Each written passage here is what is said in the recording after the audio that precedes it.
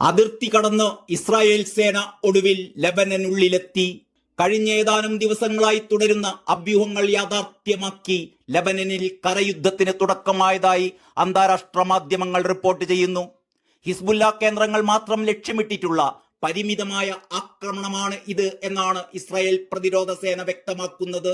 Israel അതിർത്തിക്കടുത്തുള്ള Lebanese ഗ്രാമങ്ങളിലാണ് ആക്രമണം തുടങ്ങിയിട്ടുള്ളത്. വ്യോമാക്രമണങ്ങളുടെയും പീരങ്കികളുടെയും പിന്തുണയോടുകൂടിയാണ് Israel സേന ഗ്രാമങ്ങളിലേക്ക് പ്രവേശിച്ചത്.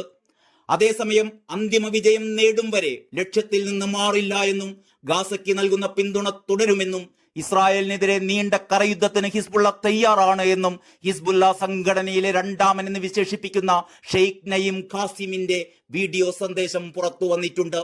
ഹസൻ നസ്രുള്ളയുടെ പാത ഞങ്ങൾ പിന്തുടരുക തന്നെ ചെയ്യും.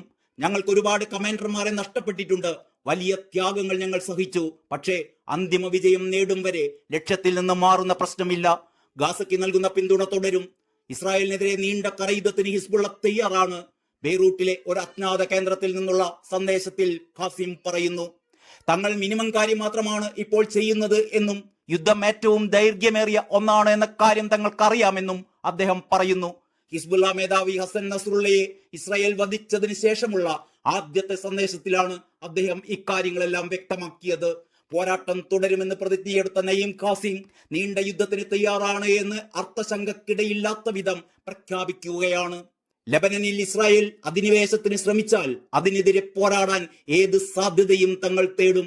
ഏത് രീതിയിലും നേരിടാൻ തങ്ങൾ തയ്യാറാണ്. ഇപ്പോൾ ഹിസ്ബുല്ല ആശ്രയിക്കുന്നത് പുതിയ കമാൻഡോയെയാണ്. ഏതെങ്കിലും ഒരു കമാൻഡർക്ക് പരിക്കേറ്റാൽ അല്ലെങ്കിൽ ഏതെങ്കിലും ഒരു കമാൻഡർ കൊല്ലപ്പെട്ടാൽ അവർക്ക് പകരക്കാരുണ്ട്, ഡെപ്യൂട്ടി കമാൻഡർമാരുണ്ട്. ഞങ്ങളുടെ സൈനിക ശേഷിയെ ബാധിക്കുന്ന തരത്തിൽ ഒന്നും ചെയ്യാൻ ഇസ്രായേലിന് ഇതുവരെ സാധിച്ചിട്ടില്ല എന്നുകൂടി നയീം ഖാസിം പറഞ്ഞു വെച്ചു. 2006 ഇസ്രായേൽ ശത്രുക്കളോട് ജയിച്ചതുപോലെ ഇത്തവണയും തങ്ങൾ ജയിക്കുക തന്നെ ചെയ്യും അദ്ദേഹം കൂട്ടിച്ചേർത്തു. ഇസ്രായേൽ പ്രദേശങ്ങളിലേക്ക് തങ്ങൾ ഇപ്പോഴും മിസൈലുകൾ തൊടുത്തുവിടുന്നുണ്ട്. കഴിഞ്ഞ ആഴ്ചയോടെ മിസൈൽ ആക്രമണം ശക്തമാക്കിയിരിക്കുകയാണ്. 100 കണക്കിന് മിസൈലുകളാണ് ദിനംപ്രതി ഇസ്രായേലിലേക്ക് തൊടുത്തുവിടുന്നത് എന്നാണ് റിപ്പോർട്ട്.